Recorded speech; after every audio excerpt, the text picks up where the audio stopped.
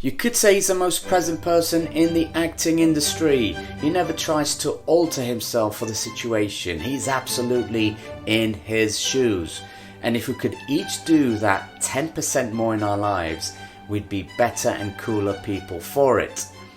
Bill Murray may be secretly teaching us how to live. And in the book, The Tao of Bill Murray, we find out why that is. Since a young age, being born into a family of 9 kids, Bill was always looking for ways to gain attention from his parents. One memory from his childhood was when he tried to do an impersonation of an actor while standing on his chair at the dinner table, falling off and smacking his head on the table leg. Through tears, he saw his father laughing and the pain seemed worth it. Bill then figured out early that a surefire way of doing silly and crazy stuff was sure to make his father laugh. During his college years, Bill was bright, but he had always been an indifferent student. He wasn't really college material, always dressing differently to anyone else, sometimes wearing pyjamas and a sports coat to school and pyjamas and loafers to formal events. Bill always considered himself one of the first hippest dressers for that matter. After college, he drifted from one odd job to the next, landscaping, surveying, hauling concrete blocks, eventually hanging around the legendary Second City Theatre in Chicago, where he joined a comedy troupe and eventually having the nerve to audition. His mentor and acting coach Del Close taught Bill to be fearless about failing on stage. You've got to go out there and improvise, and you've got to be completely unafraid to die. You've got to be able to take a chance to die, and you have to die lots.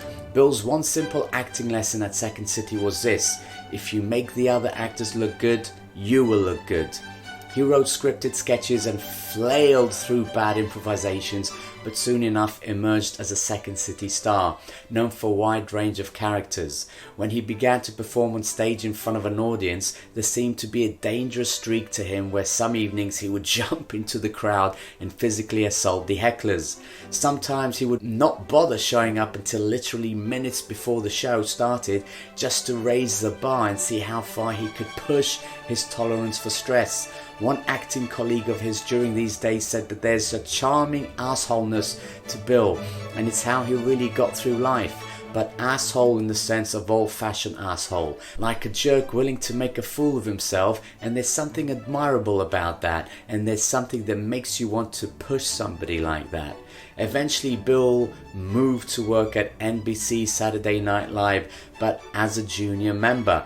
The writers were coming up with sketches for the established actors, not him. So Bill was spending his Saturday nights filling out the ensemble as the second cop or the second FBI man, trying to make impressions beyond the disgruntled guy with the acne scars. During one of the shows, Bill made an appeal to the audience as he spoke directly to the camera, saying that he doesn't think he's making it on the show and that all his 8 siblings are vying for him to make it, and it's no concern for the audience whether or not his family needs the money he makes. He went on to mention how his father had died when he was 17, and people always said that Bill would never grow up to be as funny as his dad, and that now he's not around to see him be not as funny as him.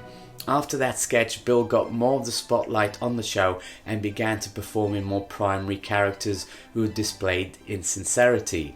After 5 seasons on SNL, he felt burnt out by the pace of live TV and was eager to follow in the footsteps of his comrades Dan Aykroyd and James Belushi, who performed in the Hollywood hit The Blues Brothers. He went on to star in Meatballs and thereof followed a string of hits in the early 80s, including Caddyshack, Stripes and of course Ghostbusters.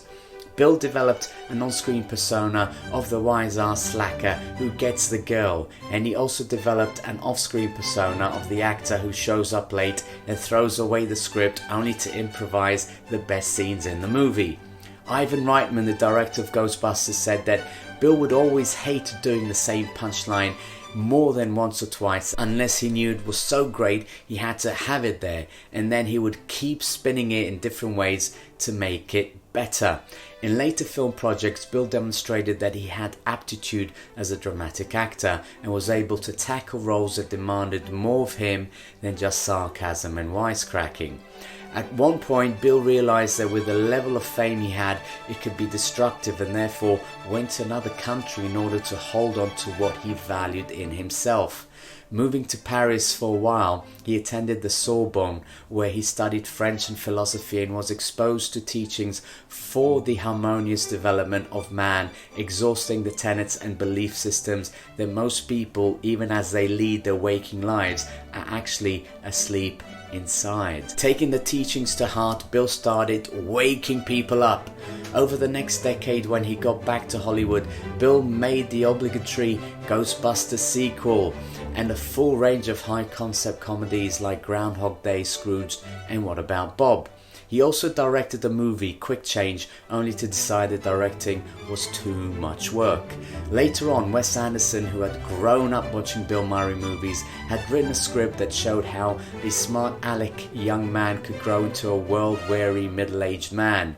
Bill made the movie Rushmore and delivered a wry, truthful performance as love-smitten industrialist Herman Bloom.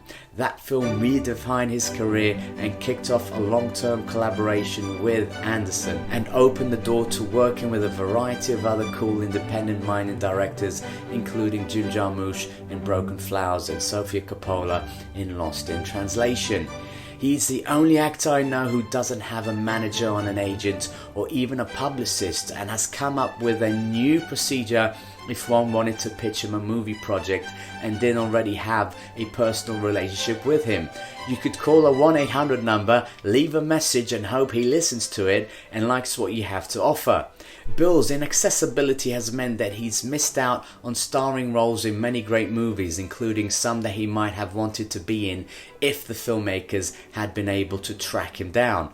But he doesn't care. I just really only want to work when I want to work, is his answer. Life is really hard and it's the only one you have.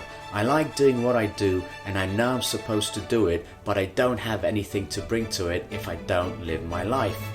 Bill says that he wants to bounce off people that are positive and hope that that will make him more positive and give him momentum. He said that he's the best version of himself when he's working. By really getting into his work, the non-essential stuff drops away. He likes to compare acting and athletics. Both professions require grace under pressure, which comes from a strong internal sense of timing and balance.